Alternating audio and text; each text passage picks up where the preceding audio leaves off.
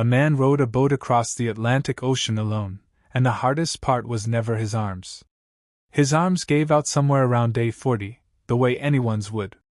Blisters became calluses, became something closer to raw meat. His shoulders stopped responding the way shoulders are supposed to respond. But none of that is what nearly ended the crossing. What nearly ended it happened on day 63, in flat, windless water, under a sky that wasn't even threatening rain, when his own mind turned on him and started arguing, calmly and reasonably, that there was no shame in calling for the support boat trailing somewhere behind him. No one would blame him. He had already proven the point. Why keep rowing toward an ocean that clearly had no intention of getting any smaller? He kept rowing anyway, not because his body found new strength from somewhere, but because he had trained for exactly this moment for 2 years before he ever touched the water, not training his arms, which any rower could do, but training the specific skill of catching his own mind mid-argument and refusing to accept its terms. He didn't outrow the ocean. He outthought his own collapse, in real time, using a mental skill he had drilled as deliberately as any muscle. That 2 years of preparation is the part almost nobody asks about, because it isn't visible the way the ocean crossing itself is visible. There was no audience for it. No footage exists of him sitting in a quiet room, rehearsing exactly how he would respond when his own mind started arguing for quitting, running through the scenario repeatedly until the response itself became as automatic as the rowing stroke. That invisible preparation is precisely the part this entire video is going to spend the next 9 stories examining, because the ocean crossing itself was never really the test. It was simply the place where 2 years of unglamorous, unwatched training finally got to prove whether it had actually worked. This is not a story about rowing. This is a story about the gap between the man who quits at minute 1 of real difficulty and the man who keeps going at minute 63 of something that has stopped feeling survivable, and that gap has almost nothing to do with the size of either man's muscles. Here's what most men get backward about discipline, and it's costing them every single goal they've quietly given up on. They think discipline is a personality trait some men are simply born with, like height or eye color, handed out unevenly before anyone gets a vote. It isn't. Discipline is a trained skill, built through specific, repeatable mental exercises, the same way a bicep is built through specific, repeatable physical ones. Nobody is born able to do 20 pull-ups. Nobody is born able to sit with discomfort for 63 days without breaking either. Both are constructed slowly, through deliberate practice, and the men who seem to have unlimited willpower simply started their training earlier, or trained more deliberately, than the men watching them from the sidelines calling it talent. This single misunderstanding is responsible for more abandoned goals than any other factor most men will ever encounter. A man who believes discipline is innate, fixed at birth, watches someone else maintain a habit effortlessly and concludes, reasonably given his mistaken premise, that he simply doesn't have what that other person has. He never tries to build the specific skill, because in his model of the world there's nothing to build. Discipline is something you either have or don't, the way you either have brown eyes or you don't. A man who understands discipline as trainable looks at the exact same effortless-seeming habit and asks a completely different question. What specific repetition, sustained over what specific length of time, produced that result? And how do I start mine today instead of continuing to wait for a trait that was never going to simply arrive on its own? Every single story that follows in this video is, underneath the historical detail, an answer to that second, far more useful question. Welcome to Inner Steel. If you're new here, you're about to learn exactly how 9 different men, across 9 different centuries and 9 different kinds of impossible circumstances, train the specific muscle that decides whether a man finishes what he starts or quietly lets it die somewhere around the point where it stopped being easy. Stay until the end, because by the time this is over you'll know precisely which exercises build that muscle, and you'll have no excuse left for not starting today. Let's begin. One more thing before the training starts, because it changes how you should listen to everything that follows. None of the 9 men in this video discovered discipline through a single transformative realization that instantly fixed them.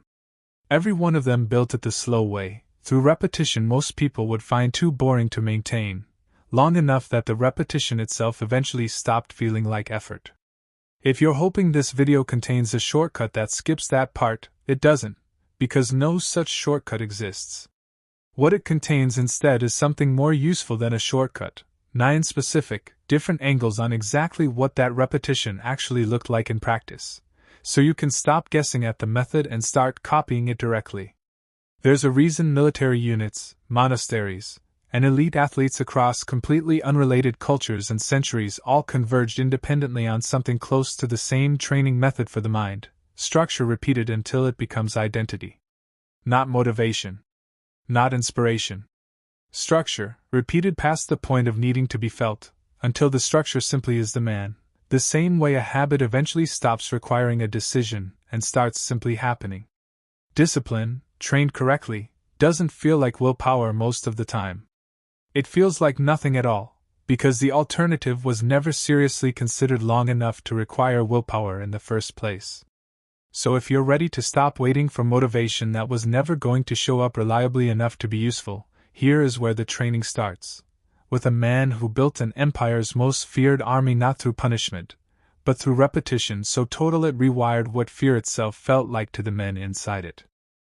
Spartan boys, beginning around age 7, were removed from their homes and placed into a state-run training system called the Agoj, designed specifically to produce men whose discipline operated below the level of conscious decision. They were deliberately underfed, not out of cruelty for its own sake but to train them to function competently while hungry, because a soldier who falls apart the moment he's uncomfortable is a soldier who breaks at exactly the moment battles are typically won or lost. They were required to steal food to supplement their rations, and if caught, were punished, not for the theft itself, but for the failure of stealth, training an entirely different kind of discipline, composure and competence under the threat of real consequence. They trained in groups, were evaluated constantly, and were taught from childhood that the worst possible outcome was not death in battle, but the shame of having broken formation, having abandoned the men beside them, having let personal discomfort override collective duty. By the time these boys reached adulthood, the famous Spartan composure under pressure, the willingness to stand in formation, outnumbered, without breaking, was not bravery summoned in the moment through sheer force of will. It was the predictable output of roughly a decade of structured repetition that had made discipline feel less like an act of heroism and more like simply how a body moved by default.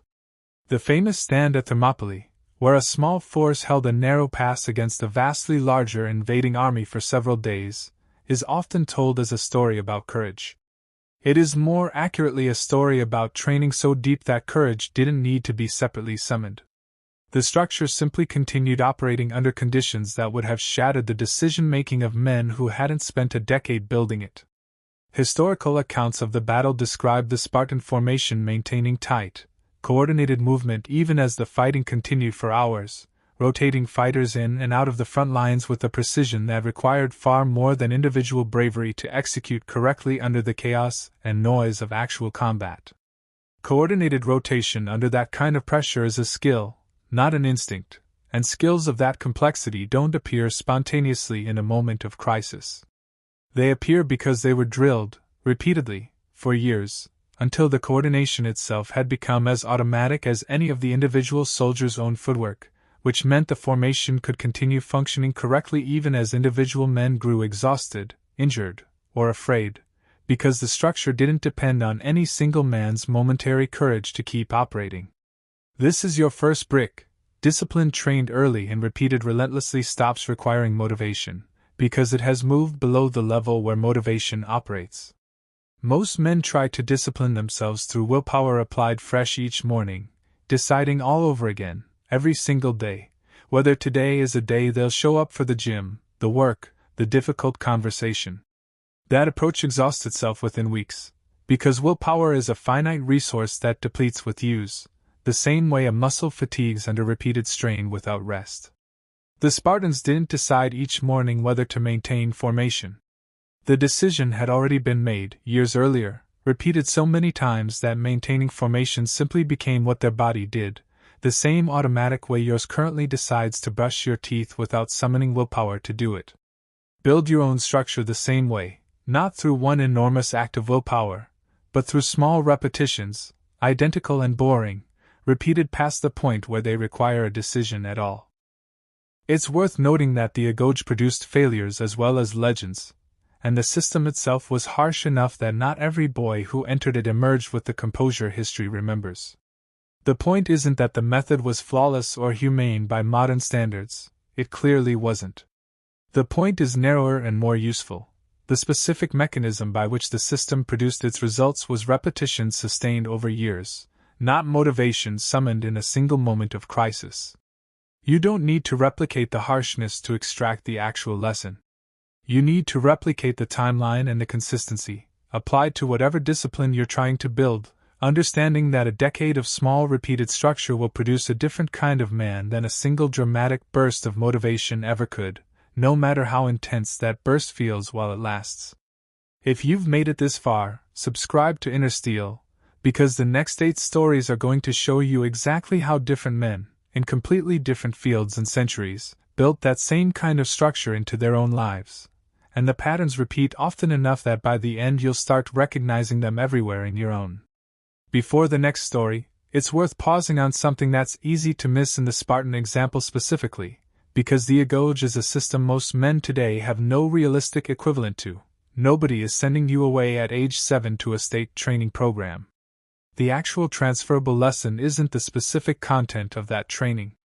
It's the underlying mechanism. Any structure, repeated consistently enough, for long enough, eventually stops requiring conscious motivation to maintain.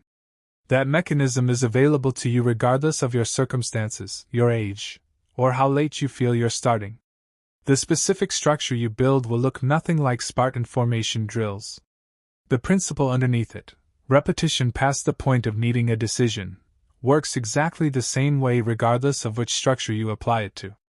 In 1981, a young endurance athlete named Joan Benoit was recovering from knee surgery just 17 days before the first ever women's Olympic marathon trial that would determine whether she'd even qualify to compete.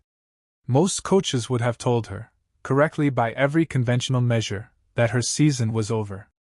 Instead, she trained anyway, in a manner few athletes would have attempted, working with what her body could actually do rather than waiting for full healing that the calendar simply wasn't going to allow. What made this possible wasn't raw toughness alone, though she had plenty of that.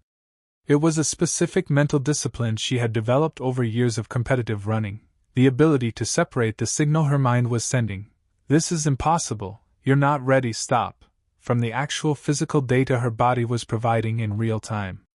She had trained herself, through years of pushing through difficult training runs in terrible weather and exhaustion, to interrogate discomfort rather than simply obey the first thought it produced. Is this pain telling me to stop because something is actually breaking, or is this pain simply uncomfortable in a way that's survivable and worth pushing through? That distinction, trained over years of smaller decisions made correctly in low-stakes training runs, became the exact skill that let her assess her surgically repaired knee with genuine clarity rather than either reckless denial or premature surrender. She not only qualified. She went on to win the first ever women's Olympic marathon gold medal months later, having built, through years of smaller training decisions, the specific discipline of accurately reading her own body under pressure rather than simply reacting emotionally to fear or pain in the moment. This is your second brick. Discipline is not simply pushing through everything regardless of signal.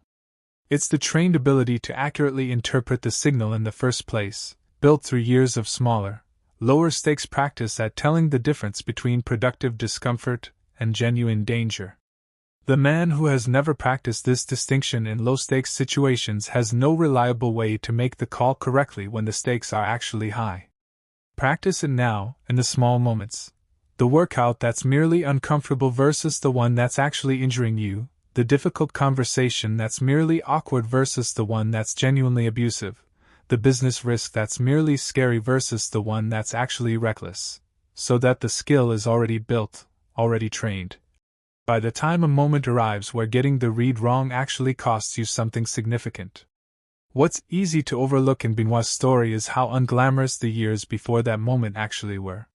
The specific skill of reading her own body accurately wasn't built during the 17 days before the trial.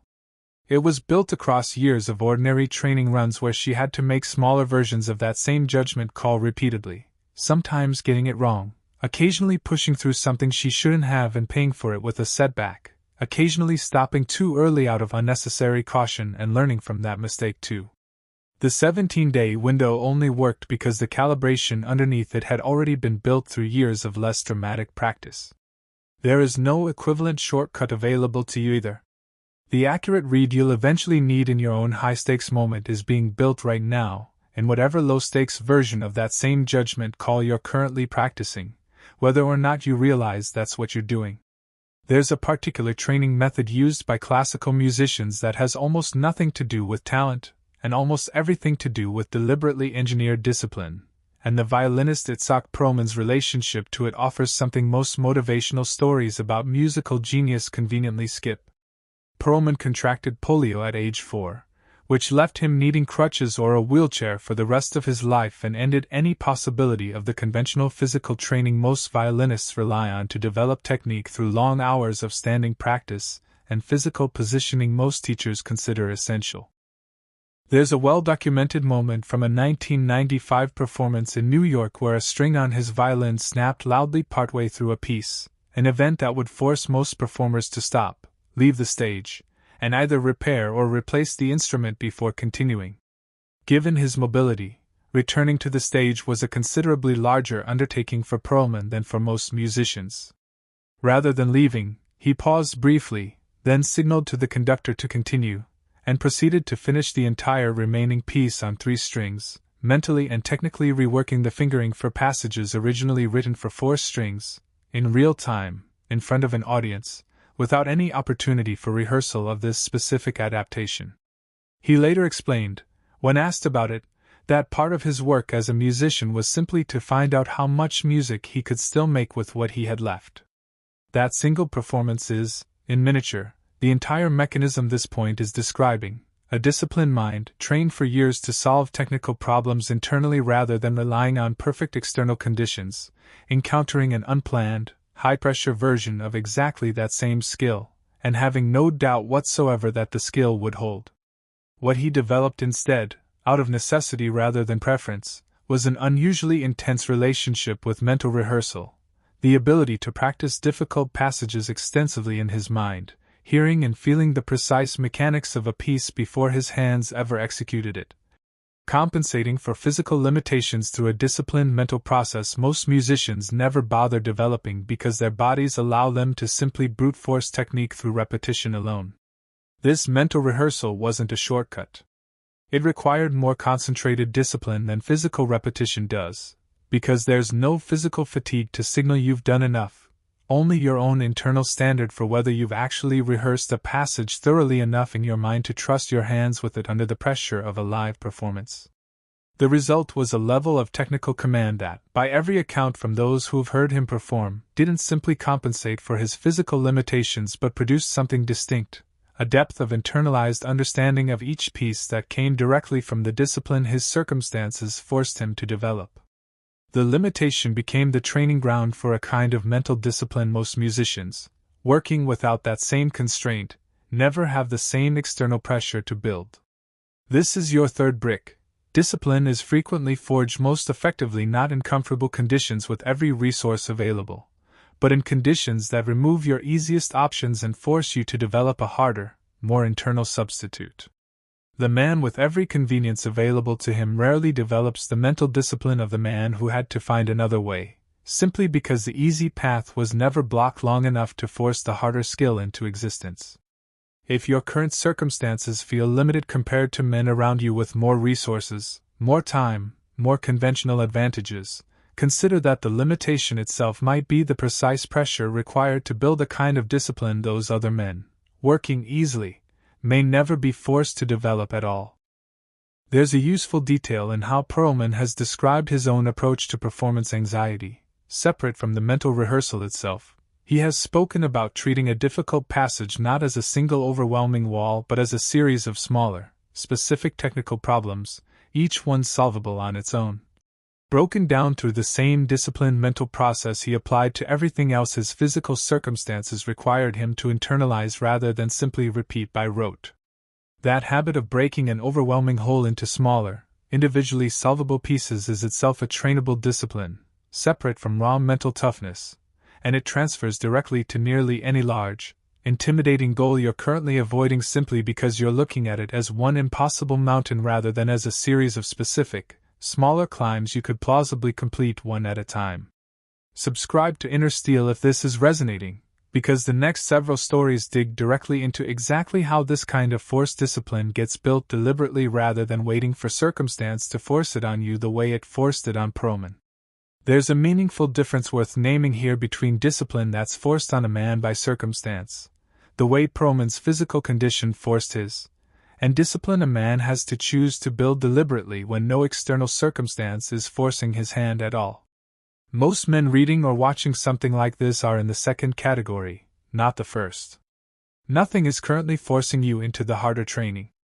That absence of forced necessity is precisely why most men never build it, and precisely why the men who do choose to build it anyway, without circumstance compelling them, end up standing out so clearly from everyone around them who waited for a forcing function that, for most people in comfortable modern circumstances, simply never arrives on its own. In the early 1900s, a young man named Milton Hershey had already failed at 3 separate candy-making businesses, each failure costing him not just money but the confidence of investors and family members who had quietly begun treating his ambitions as a pattern of poor judgment rather than persistence worth continuing to back. Most men, after 3 consecutive business failures in the same industry, would have reasonably concluded the industry itself, or their own aptitude for it, was the problem. His first failure, a candy shop in Philadelphia, collapsed when he was barely out of his teens, leaving him with debt and forcing him back to his family for support at an age when most of his peers were beginning to establish themselves independently. The second and third attempts, in different cities, followed a similar pattern: genuine effort, genuine skill at the craft itself, and a business structure underneath that effort that simply couldn't sustain itself financially regardless of how good the product tasted. By the time he returned to Pennsylvania for what would become his 4th attempt, he was in his 30s, considerably behind where he might have expected to be at that point in his life, carrying a track record that, viewed from the outside, looked far more like a pattern of failure than a foundation for the success that was actually still ahead of him. What Hershey did instead reveals something specific about how trained discipline differs from simple stubbornness, a distinction that matters enormously for anyone trying to build the skill rather than simply imitate its surface appearance. He didn't repeat the exact same approach a 4th time, hoping persistence alone would eventually produce a different result from an identical method. He studied, with disciplined attention, exactly what had gone wrong in each previous failure: supply chain issues, pricing models that didn't account for ingredient cost fluctuations, manufacturing processes that didn't scale reliably, and built a genuinely different approach informed by that specific analysis rather than simply trying harder at the same thing. His 4th attempt, built around a caramel recipe and later around milk chocolate manufactured at a scale nobody else in America had successfully achieved at an affordable price point, became one of the most successful confectionery companies in American history. The discipline here wasn't simply refusing to quit. Refusing to quit at the same failing approach indefinitely isn't discipline. It's a different kind of avoidance, dressed up to look like persistence. The actual discipline was the harder, less celebrated skill of forcing himself to conduct an honest post-mortem on his own failures, repeatedly, without the comfortable self-protection of blaming external circumstances alone, and using that analysis to build something genuinely different rather than simply repeating the same effort with more intensity. This is your 4th brick. Trained discipline includes the discipline of honest self-examination after failure, which is considerably more uncomfortable than simply trying harder, because trying harder lets you avoid the harder question of whether your approach itself was ever going to work regardless of effort applied to it. Most men skip this step entirely, treating failure as something to simply push through with more willpower rather than something to be studied with the same rigor a scientist applies to a failed experiment. Build the habit of the honest postmortem now, on small failures, so the skill is already developed by the time a larger failure requires it of you. What made Hershey's 4th attempt different wasn't only the analysis itself, but his willingness to sit with the discomfort of that analysis long enough to actually act on it, rather than letting the sting of repeated failure rush him into a fourth attempt built on hope rather than evidence. By multiple historical accounts, he was, by this point, deeply in debt and facing real financial pressure to produce something viable quickly, which makes the patience behind his approach more impressive rather than less. The pressure to rush was significant. He built the discipline to slow down and study the actual cause of failure anyway, despite that pressure, which is precisely the moment most men under similar financial stress abandon the harder analytical work in favor of whatever feels fastest. The fact that his fourth attempt succeeded wasn't luck arriving after 3 unlucky tries. It was the direct, traceable result of the specific discipline he forced himself to apply at exactly the moment panic would have made skipping that discipline most tempting. David Goggins, before he became known for some of the most extreme endurance accomplishments in modern athletics, was significantly overweight, working a job exterminating pests, and by his own account living a life that bore no resemblance to the discipline he would later become known for. The popular version of his story tends to compress the transformation into a single dramatic decision, but the actual mechanism he's described in detail is far more specific and far more trainable than simple willpower alone. By his own account, the actual turning point wasn't a single moment of inspiration but a specific, almost mundane realization while sitting in his apartment, overweight and unhappy, looking at a picture of Navy SEALs and calculating, with simple arithmetic, how much weight he would need to lose in an unrealistically short window in order to even qualify to attempt training. The honest math suggested it was nearly impossible. He pursued it anyway, and has been clear in multiple interviews that the first weeks of that pursuit were not marked by confidence or visible progress, but by the same kind of grinding, unglamorous repetition that every other story in this video has described, with no guarantee at the outset that any of it would actually work. He developed what he calls the practice of callousing the mind, deliberately seeking out uncomfortable, difficult experiences not because suffering itself has value, but because each time he chose to continue through discomfort rather than stopping at the first internal objection, he was training a specific neural pathway, building literal evidence he could draw on later that his own mind's voice telling him to stop was not a reliable indicator of his actual capacity. He has described tracking, almost like a ledger, every time he proved that voice wrong, building over months and years an accumulated body of evidence that the quitting impulse arrived long before his actual physical limits did, every single time, without exception, once he started paying close attention. This wasn't comfortable, and he doesn't describe it as comfortable. It required him to deliberately seek out difficulty rather than avoid it, the opposite of how most men structure their lives once any margin for comfort becomes available to them.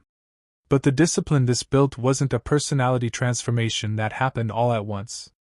It was constructed specifically through repeated practice at a measurable skill, noticing the quitting voice, recognizing it for what it actually was rather than what it claimed to be, and choosing to continue anyway, repeated enough times that the choosing eventually required less and less conscious effort each time. This is your fifth brick. The voice in your head telling you to stop arrives, by the testimony of nearly everyone who has pushed seriously into genuine difficulty, long before your actual capacity has been reached. This isn't a claim that no real limits exist. They obviously do. It's a claim that the first version of that voice, the one that shows up at the earliest sign of discomfort, is almost never reporting your actual limit. It's reporting your mind's preference for comfort, mistaken for a hard ceiling.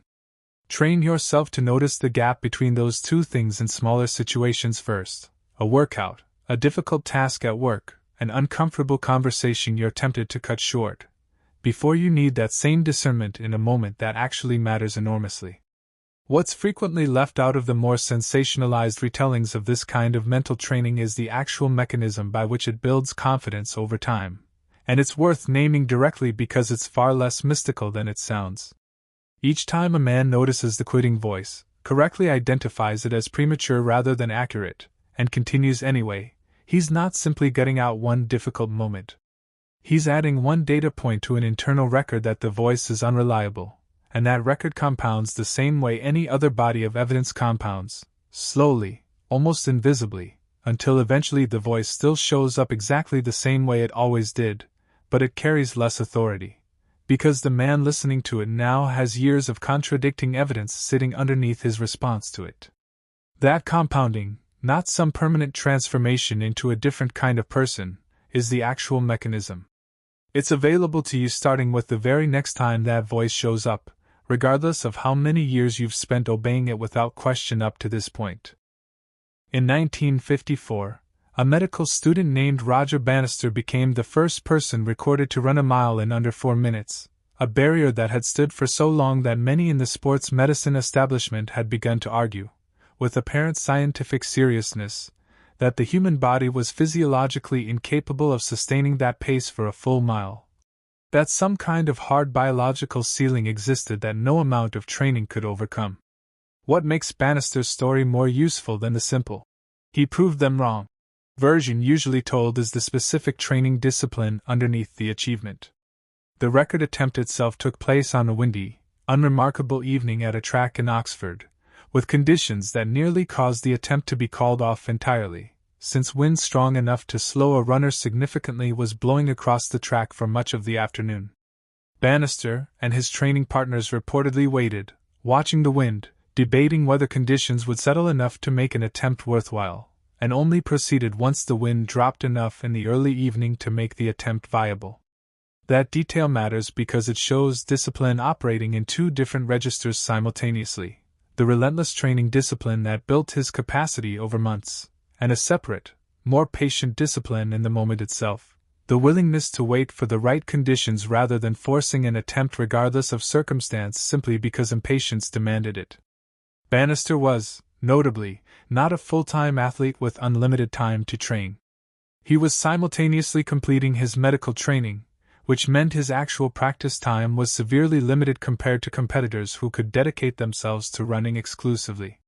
What he developed instead, out of necessity, was an unusually disciplined, almost scientific approach to interval training, breaking the mile down into precisely measured segments and training each one with surgical specificity rather than simply running more miles in the hope that volume alone would eventually produce the result. He trained his mind with the same precision he trained his pacing, mentally rehearsing the exact feeling of each split, building a kind of internal clock so precisely calibrated through repetition that he could, by multiple accounts, sense his exact pace without needing to check a watch, simply because the discipline of repeated, deliberate practice had built that calibration directly into his perception. Less than 2 months after Bannister's record, another runner broke it again, and within several years the 4-minute mile, once considered a biological impossibility, became a standard benchmark for serious competitive milers worldwide. The barrier, it turned out, had never been purely physiological. A significant portion of it had been a shared, untested belief, and once one disciplined, precisely trained mind demonstrated the belief was false, an entire field of athletes who had been unconsciously limiting their own training to a ceiling that didn't actually exist began training past it almost immediately. This is your 6th brick. Some of the limits you currently treat as fixed facts about what's possible for you are not physical limits at all. They're untested beliefs, inherited from a culture or a personal history that simply never built the disciplined training required to actually test them. The disciplined man doesn't simply accept the commonly understood ceiling on what's possible in his field, his body, or his life. He trains with enough precision and rigor to actually find out where the real ceiling is, rather than assuming the commonly cited one is accurate simply because everyone around him has quietly agreed to treat it as fact without ever rigorously testing it themselves. It's worth noting that Bannister retired from competitive running relatively soon after his record, going on to a long and distinguished career in neurology, which adds an interesting layer to the lesson rather than undermining it. He didn't need running to remain the center of his identity for the discipline behind the achievement to count. The specific, trained capacity he built, precise pacing, rigorous interval training, mental calibration sharp enough to sense his exact split times without checking a watch, was a transferable skill, not a personality trait permanently bound to one sport.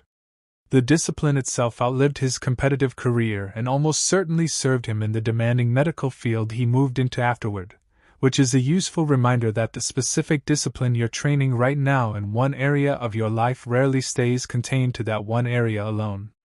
If you're still with this, subscribe to Inner Steel, because the final 3 stories are where everything comes together into something you can actually carry with you the next time your own mind starts arguing for the easier option. Pause for a moment before the next story, because something worth naming has been building quietly underneath the last 6 examples. Every method described so far required the man in question to develop an unusually accurate internal sense of something most people never bother examining closely: their own actual state, separate from the story their mind was telling them about that state. Benoit had to read her knee accurately rather than trusting fear or hope. Goggins had to read the quitting voice accurately rather than trusting its claim about his real limits. Bannister had to read his own pace with enough precision to sense it without a watch. The next 3 stories extend that same theme into focus, composure under pressure, and long-term consistency. And by the end the full picture should be visible. Trained discipline isn't primarily about gritting your teeth harder than everyone else. It's about developing an unusually clear, accurate read on your own actual state, repeatedly, until that accuracy becomes reliable enough to trust under conditions where guessing wrong would cost you something real.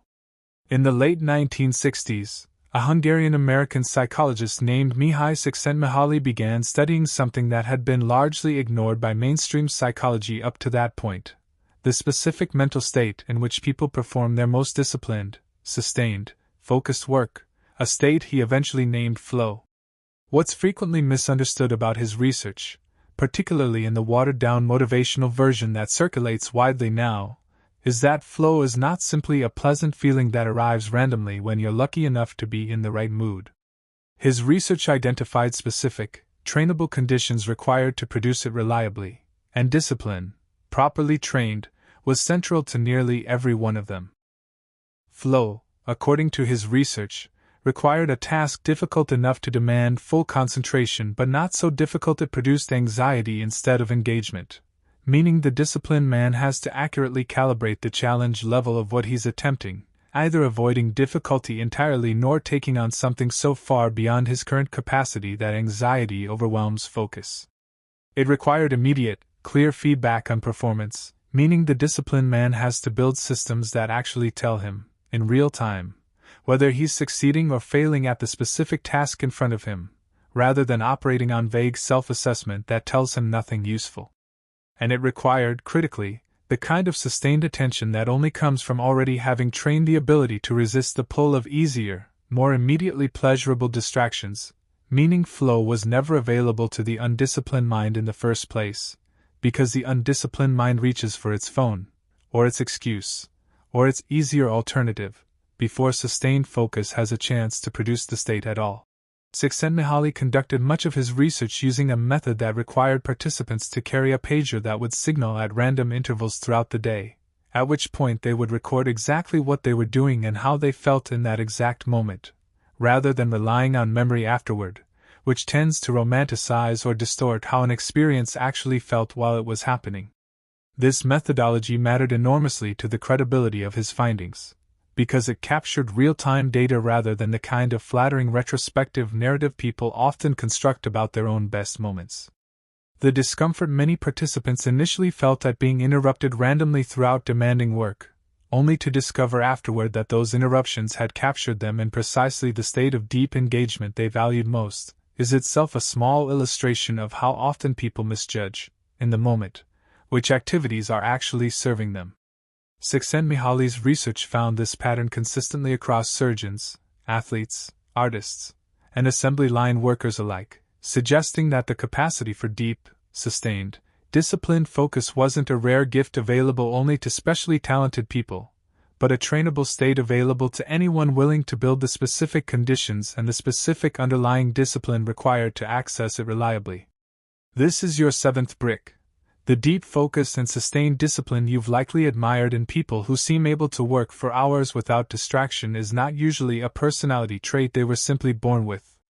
It's the product of deliberately built conditions and trained habits, calibrating challenge accurately, building feedback systems, and most importantly, having already trained the underlying discipline to resist easy distraction long enough for deep focus to even have a chance to develop. You cannot expect to drop into a disciplined, focused state if you haven't already built the smaller, prior discipline of simply staying with one task without reaching for a distraction the moment it gets slightly difficult or slightly boring. Build that smaller discipline first. The deeper, more impressive version follows directly from it. One detail from Csikszentmihalyi's broader research worth adding here: he found that people consistently misjudged, in retrospect, which activities had actually produced this state for them. Many assumed leisure activities, watching television, scrolling, passive entertainment, would be the source of their most satisfying mental states, and were surprised when the actual data showed flow arose far more often during demanding work that required real skill and real attention, precisely the activities people tend to avoid when given unstructured free time. This matters because it suggests the discipline required to seek out demanding focus, rather than defaulting to passive comfort, isn't just useful for achievement. It appears to be a more reliable source of the specific mental satisfaction most men are actually looking for when they reach for the easier, undisciplined alternative instead. There's a specific story from the life of the Japanese swordsman Miyamoto Musashi, widely considered one of the most skilled duelists in Japanese history, that illustrates something most men misunderstand about how mental discipline actually gets trained under genuine pressure rather than in comfortable practice conditions. Musashi fought, by his own later account and by historical record, over 60 duels in his lifetime without ever losing, an extraordinary record in an era where duels were frequently fatal and a single lapse in composure or judgment could end a man's life permanently. His early life, by most historical accounts, was considerably less disciplined than the composed master he eventually became. He's described in several sources as having been impulsive, prone to anger, and inclined toward reckless aggression in his earliest duels, winning many of them through raw talent and ferocity rather than the calm, trained perception he later became known for. The transformation into the more disciplined figure history remembers came gradually, over years of deliberate practice and, by his own account, considerable study and self-reflection, including extended periods of solitary travel devoted specifically to refining his approach rather than simply accumulating more fights. The undefeated record wasn't produced by natural talent alone operating consistently across 60 duels. It was produced by a young man with natural talent who deliberately built a slower, more disciplined layer on top of that talent, and the later duels, including the famous one against Sasaki Kojiro, reflect that trained discipline far more than they reflect the raw aggression of his earlier years. What Musashi wrote about decades later, in a text called The Book of Five Rings, focused less on physical technique than most readers expect, and considerably more on the specific mental discipline required to perceive a situation with total clarity under conditions specifically designed to produce panic, confusion, or overconfidence. He described training himself to recognize, and deliberately set aside, the specific mental distortions that pressure produces, the tendency to either freeze entirely or to rush forward recklessly, both of which he identified as failures of trained perception rather than failures of physical skill or courage. His famous duel against Sasaki Kojiro, in which Musashi reportedly arrived deliberately late to unsettle his opponent's composure, and used an improvised wooden sword carved from an oar rather than his usual blade, demonstrates the specific discipline he had trained for years, the ability to stay mentally flexible and clear under pressure that would scramble the thinking of a less disciplined opponent, using the opponent's own destabilized state as the actual deciding factor in a contest. Most observers expect it to be decided by blade skill alone. This is your eighth brick. Under genuine pressure, the deciding factor is frequently not raw skill or raw courage, both of which are usually roughly comparable between two serious competitors at a high level. It's whose trained mental discipline holds together more completely under conditions specifically designed to break it. Musashi did not train technique alone for decades. He trained the specific capacity to remain clear, calm, and accurately perceptive while his opponent's mind was actively degrading under the same pressure. Build that capacity deliberately, in smaller pressured situations now, so it's already available to you the moment a genuinely high-stakes situation arrives and tests whether your composure was ever actually trained, or simply assumed.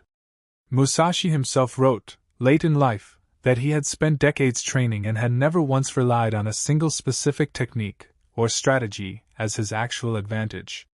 What he relied on instead, by his own account, was a trained mental clarity flexible enough to perceive whatever a specific opponent and a specific moment actually required, rather than approaching every duel with a fixed plan decided in advance. That flexibility is itself a discipline, and arguably a harder one to train than simply mastering a fixed technique, because it requires the trained ability to set aside your prepared plan the instant the actual situation in front of you calls for something different, which takes considerably more composure than simply executing what you rehearsed regardless of fit.